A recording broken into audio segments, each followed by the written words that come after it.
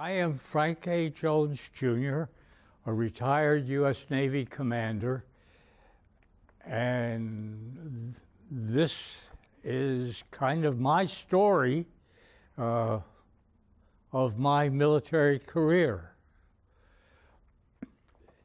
I was appointed to the Naval Academy by Senator Payne in 1955.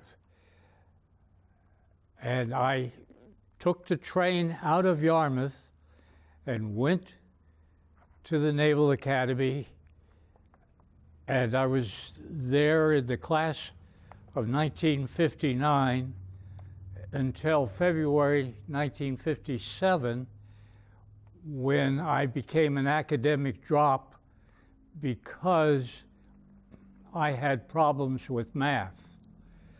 I came back to Maine. I farmed for a bit at Freeport and decided I was not a farmer, so I went down to the Portland recruiting station. There I talked to the Navy recruiter.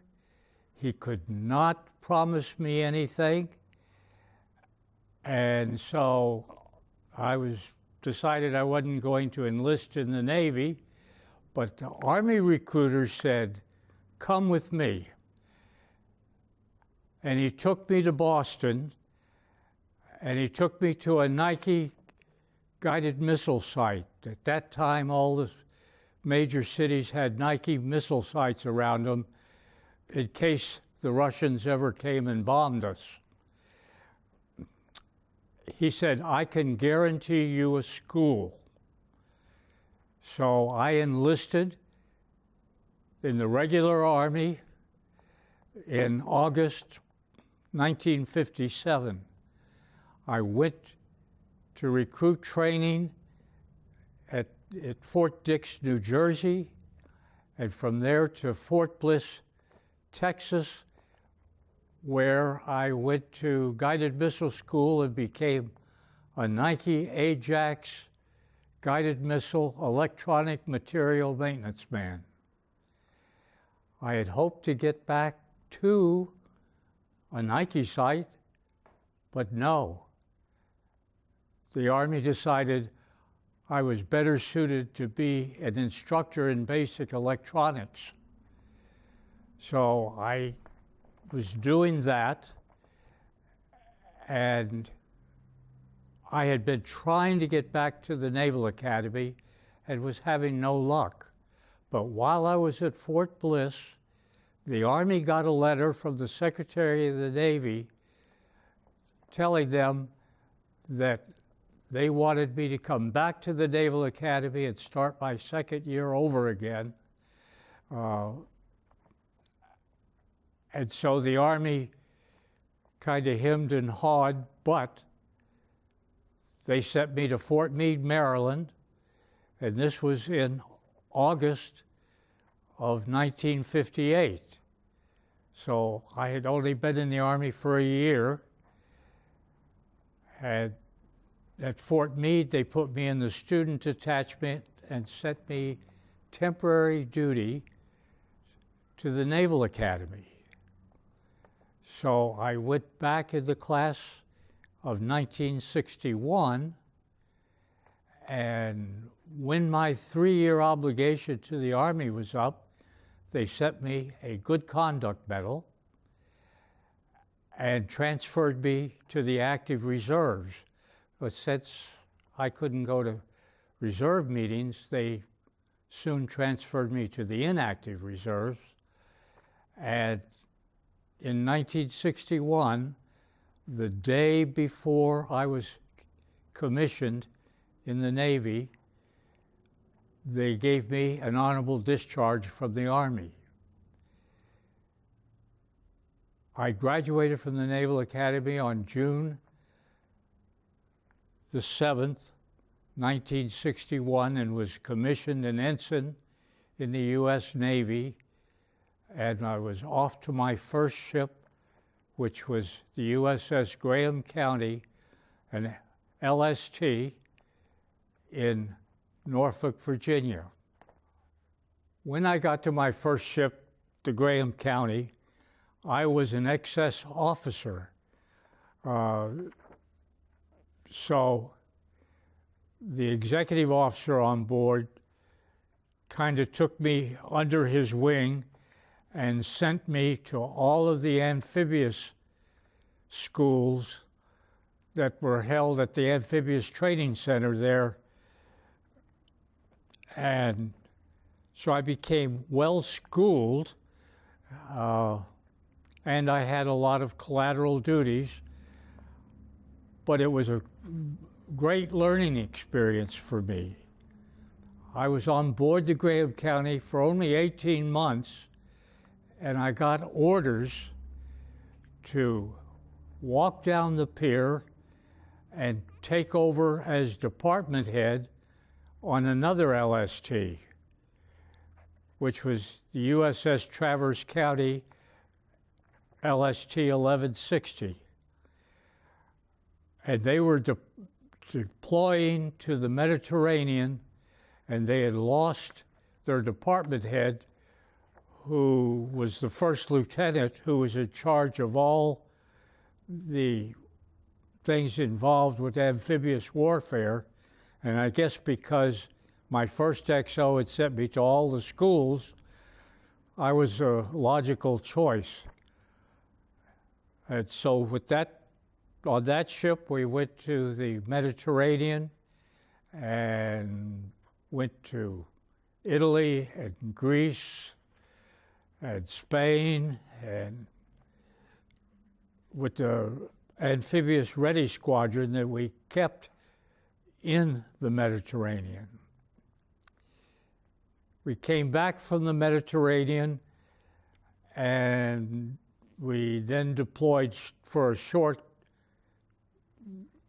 tour in the Caribbean, and I was only on board there 1 year, and then I got orders to be executive officer, the number 2 person, on a small ship in New London, Connecticut, the USS Fairview, EPCER 850. So I went to New London for that ship, and that ship was a floating laboratory. It had been built in the Second World War as a ship to escort slow-speed convoys, and they had a hospital on it, space on it, and they carried a doctor. But that ship, actually, the U.S. Army turned that hospital space into a communication center for the invasion at Leyte Gulf of the Philippines. But we did experiments for various laboratories. They could put their equipment in what was the hospital space, and we would go. We spent a lot of time between New London and Bermuda. After about 2 years there, I got shore duty. I had asked to come to Brunswick, Maine, even though I knew that I wasn't an aviator, but maybe they had a job for a non-aviator. And my detailer gave me Brunswick, Georgia, and said the name is the same. Yeah, but the place isn't the same. So I was in Brunswick, Georgia, decided, my wife and I had seen plans in the New London newspaper of the Associated Press Home of the Week, and my parents had given me a lot in Yarmouth. And my wife and I decided, well, why don't we go ahead and build a home there? So we got plans, and I came up here from Brunswick, Georgia, and everything was all set, and I got orders to go to Vietnam for a year. So all I got done in Yarmouth was 4 stakes in the 4 corners and I didn't see it till after I was back from Vietnam later on. But my wife and I went to San Diego. I was supposed to be there for a 3-week school, and they put me in a 13-week school, counterinsurgency school, where I had to learn language and customs, do battle problems at Marine Corps base at Camp Pendleton, California, go to survival school, and after 13 months, I went to Vietnam. In Vietnam, I was assigned to an advisory group, and I became the only American riding a Vietnamese gunboat for a year, which was rather exciting.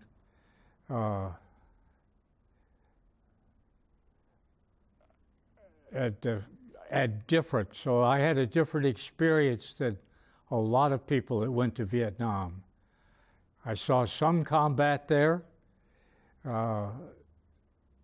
along rivers and also out along the coast.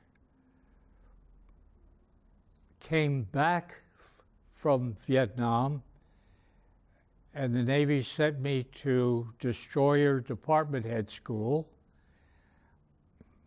which was about 9 months long, and to Guided Missile School. And I got promoted early while I was at school and had to pick a larger ship than a standard destroyer to go to a department head.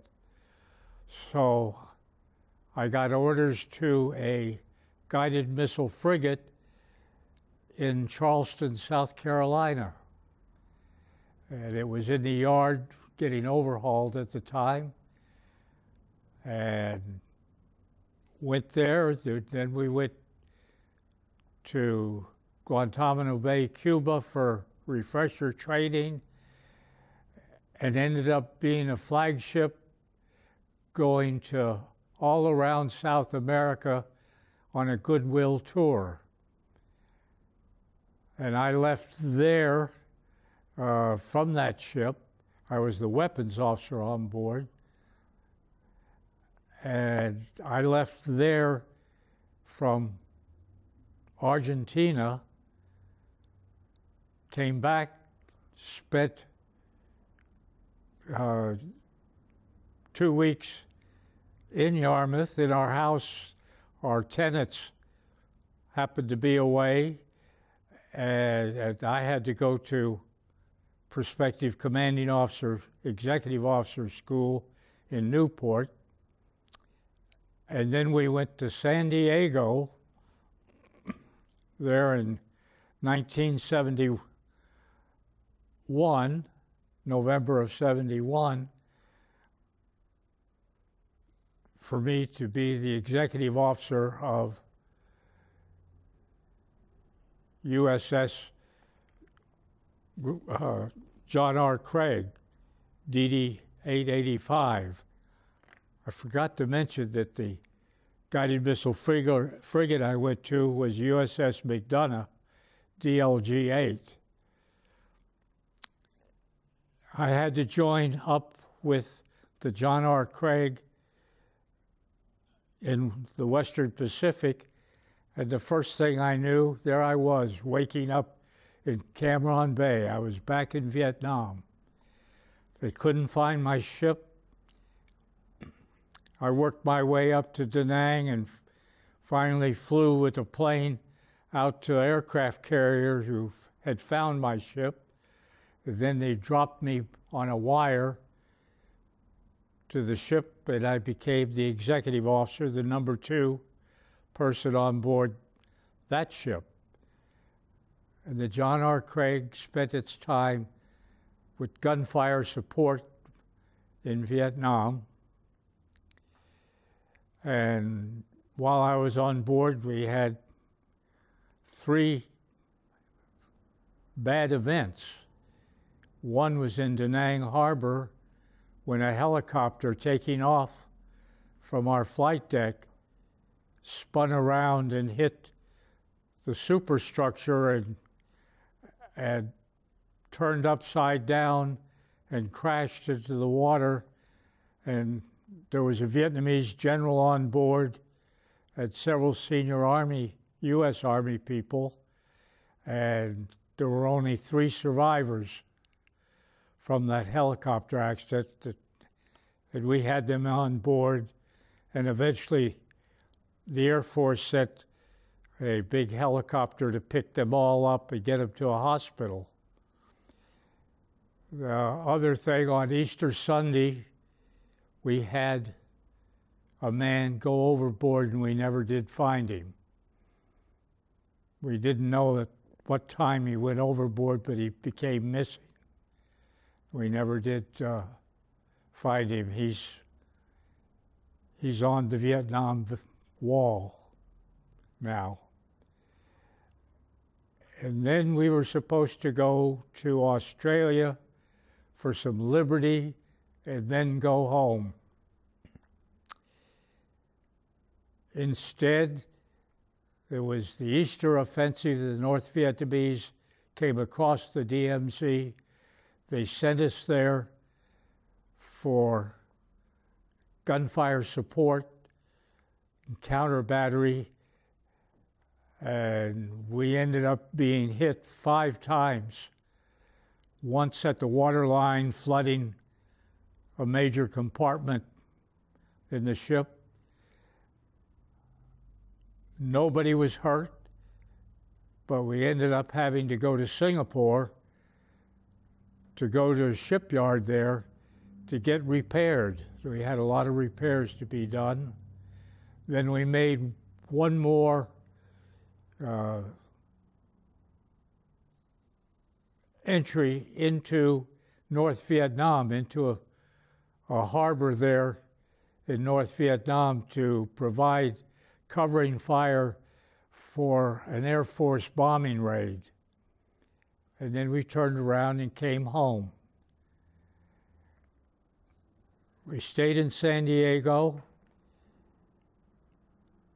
for a while, and then we had orders to go back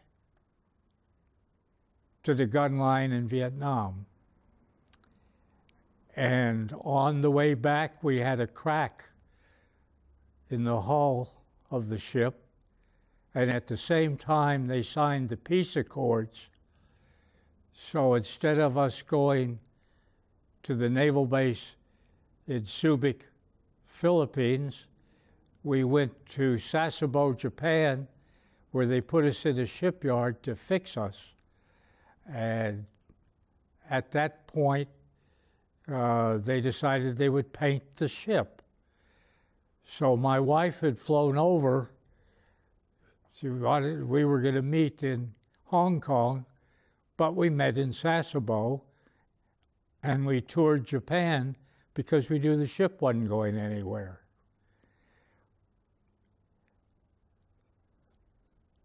Then I left that ship after 2.5 years on board and went to shore duty as the Director of Maintenance and Security at the Naval Training Center. I had all of the barracks except for recruit training, which was also there. I had the fire department, the police department. I had other security. I had the museum. I had to clean up the base. I had all kinds of things going. And while I was there, I became an air marshal. That was the time when they were picking Navy people to go and fly on aircraft. But I never did. They just designated me, but I never did any flying as an air marshal. Then after we had been in San Diego 5 years, we wanted to come east for the grandparents, but the Navy saw otherwise, and we had orders to go to Hawaii. And they told me it would only be for the most 11 months. So I went to Hawaii, and I became Chief Staff Officer for Commander Destroyer Squadron 25 at Pearl Harbor. And we had a squadron with 5 ships in it. And we deployed back to the Western Pacific with the ships, with the staff, myself and the Commodore and the other members of the staff riding an aircraft carrier, the Kitty Hawk, and then we transferred to the USS Chicago, a World War II cruiser that had been converted to a missile ship, and spent Christmas in Hong Kong. And it was only my second Christmas that I had been away from home, because I had missed Christmas when I was in Vietnam, so I spent Christmas in Saigon that year. Then, after the tour there, I had orders to Washington, D.C.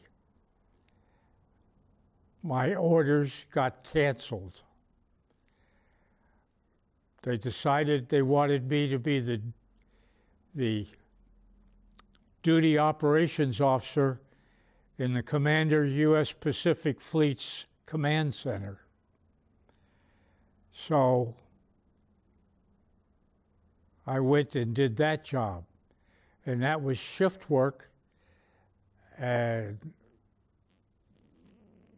a rotating shift, and it was a busy time because we were in the command center watching everybody in the Pacific, plus the Naval Air Station in Chicago and the Marine Corps Air Station in California came under Commander U.S. Pacific Fleet. So it turns out that my 11 months in Hawaii was 5 years. So we had 5 years in San Diego, 5 years in Hawaii, and then we went to Washington. And in Washington, I went to the Naval Council of Personnel Boards, and I was assigned to the Navy and Marine Corps Discharge Review Board, which was a traveling board which we reviewed people who wanted to have their discharges changed. And these are people that had been out of the Navy. It was supposed to be only an 11-year buffer that we could check. But when Jimmy Carter was president, he made it open to a forever. So anybody who got a bad discharge in the Revolutionary War could apply, which it became interesting. And we were on the road, and we would go to Texas, California, Oregon, Chicago, and hold hearings. And we would also do just reviews of their service records. And then, at the time, I was only a commander, and the precept that the Department of Defense had was you could only be a presiding officer if you were a captain or a colonel. And so I was a recorder on all of these hearings that we did for Navy. But we came to a point one time when they needed a Navy captain, and they did not have a Navy captain, to run one of the hearings, and it was a very important hearing. And so somebody ran over to either Secretary of Navy or Secretary of Defense, and they made me one of the presiding officers. Now, I never knew whether it was only supposed to be for that day or forever, but it ended up forever. And so I was the only junior person that was a presiding officer for the review board. And after 5 years in Washington, well, it was actually less than that. After about 3 years in Washington, I put in for retirement because I was afraid that I had a mandatory retirement when I reached 26 years of service, and I was afraid that they were going to send me somewhere like Guam or somewhere else. And while we were in Washington, I could come to Yarmouth, check out my house, and do other things on a weekend, take a long weekend. And anyway, my wife said, "Oh, don't go. I'm in the middle of a 3-year project." And my daughter said, "Oh, we don't want to leave yet. Let me graduate from high school." So I changed my request for retirement until 1986, and given me 5 years in Washington, D.C., and I retired on the 1st of September, 1986, and returned to Maine. I retired on the 1st of September, 1986, and the 1st of September is coming up this coming Sunday. While I was in the Navy, I was designated a surface warfare officer, and I received a Bronze Star with a Combat V for my service in Vietnam. I received a Meritorious Service Medal for my service in Washington on the Navy and Marine Corps Discharge Review Board. And of course, as I've mentioned, I received the U.S. Army Good Conduct Medal. And other than that, I received mostly just the normal campaign ribbons and so on. Well, one of them was a combat action ribbon, and I received from the Chief of Naval Operations of the South Vietnamese Navy, the Republic of Vietnam Staff Service Medal, second class. When we got to San Diego in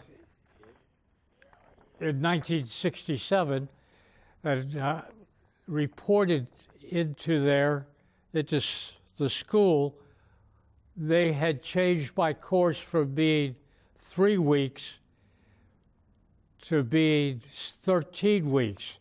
And the reason being the 3-week course was to go to a tour of duty in Vietnam, working with certain U.S. craft that were taking U.S. soldiers in the Delta for combat, for attack groups. The 13 weeks was to be a naval advisor. And they had thought, because I had been executive officer of the USS Fairview in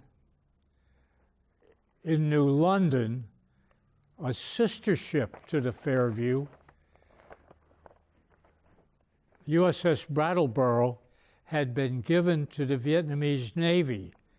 And they were telling me in San Diego that I would probably go and be an advisor on that ship since I had been the executive officer on that ship. But when I got to Vietnam, they assigned me to the Fleet Command Advisory Group, which controlled all the advisors to Vietnamese ships. They didn't send me to that ship, but they had this vacancy on this other Vietnamese gunboat, 101-footer. And that's how come I got on it. And all of those gunboats had only one American advisor on board, usually a Navy lieutenant. Or I don't think there was anybody else besides a Navy lieutenant as advisor on the Vietnamese gunboats. And that's how come I got on the gunboat and how come it was really almost independent duty for me. That my father was career Army. He enlisted when he was 18 years old. He was voted in as an officer in the 5th Maryland Infantry. My father enlisted in 1908.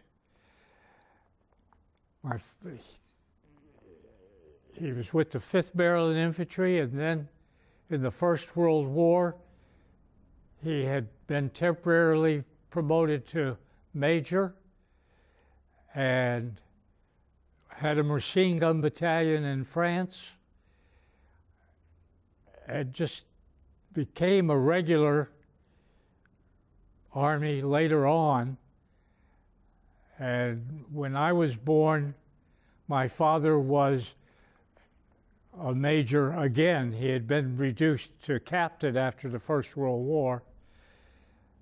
And my mother and father got married at Governor's Island in 1934 and came directly from there to Maine. My father was the recruiting officer and the senior Army advisor to the reserve here in Maine from 1934 to 1939. I was born in 37 and spent the summers right across the road from where I live now, here in Yarmouth. But we left Maine in 1939 and went to Panama, and my father first was the provost marshal for the Atlantic side, and then he was commanding officer of Fort de Lesseps. Then my father had orders to the Philippines in 1941, which fortunately he didn't go. He might not have survived. But they had him go to Texas and establish what became the Infantry Replacement Training Center in Texas. And I don't know at what point, but I know as a young person, I wanted to go to West Point. I wanted to be in the Army. I do know that I remember December 7th, 1941, my father went out of the house with his combat gear on, reporting for duty. And I knew then I wanted to be in the Army. So you might ask, why did I go to the Naval Academy? Well, there was an Army general, and my father talked me out of going to West Point here in Maine, at the point saying the Army had gotten too big. The Army they knew, everybody knew each other, and they felt the Navy was small enough, and I should go to the Naval Academy. So I turned down an appointment to the West Point and went to the Naval Academy. I was a summer resident only until 1986. However, I voted in all the elections in Yarmouth. I had never been in a voting booth until I retired. But because in the military I always could get absentee ballot to send, I sent it to Yarmouth. And I only went to school for 6 months in Yarmouth. When my father was stationed in Boston, he was commander of the Boston Army base as the last tour he had. We were living in Weymouth. We had the house up here, and my mother and I came up early, and I went to school in Yarmouth, right over there where the gray schoolhouses were, where the town hall is. I only went there for 6 months. I joined the American Legion just before I was retired. I didn't go to any Legion meetings in Washington, D.C., but I joined by mail or whatever. When I retired, came here to Maine, one of the members of this Legion post called me up that fall. I retired on the 1st of September, 1986, and somebody called me up right after that. They had been given my name as having retired here by the Legion headquarters in Augusta or wherever. And so I came to a Legion meeting. And at that time, there were only 10 or 11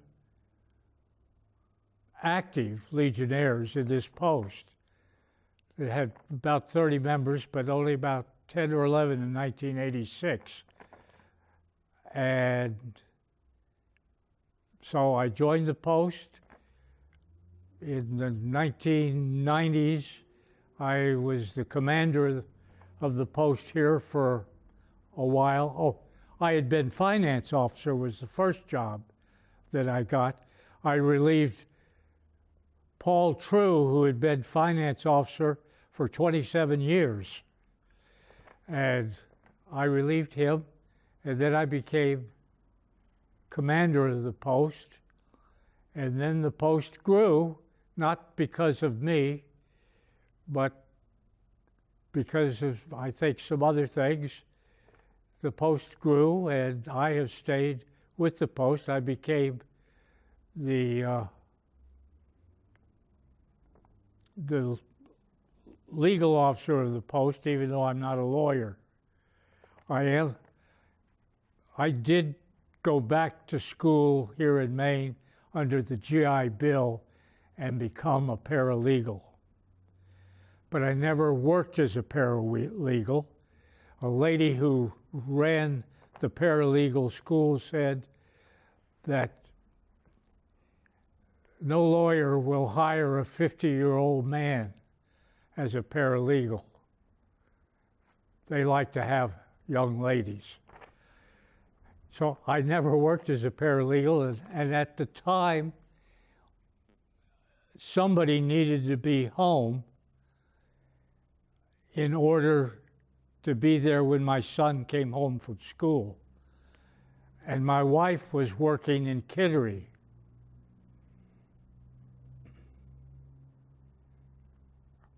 I'll throw in a thing for my wife,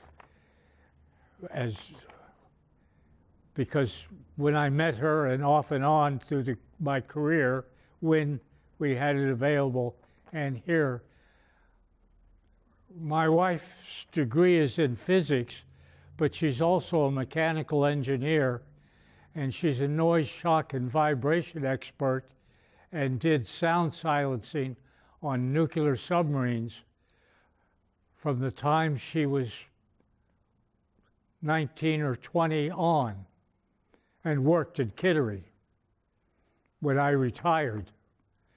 So I had to hold down the fort every day and be there when the sun came home. I think my career in the Navy was really fulfilling. I didn't get as far as I wanted to, but I had a good time getting where I got, except for a couple of tours I wasn't overly thrilled with, but I enjoyed it, and I think anyone can do well by going into one of the armed services. You could learn a trade, you could learn lots of things that you might not know elsewise. And I think that it's a chance to grow up and also have fun.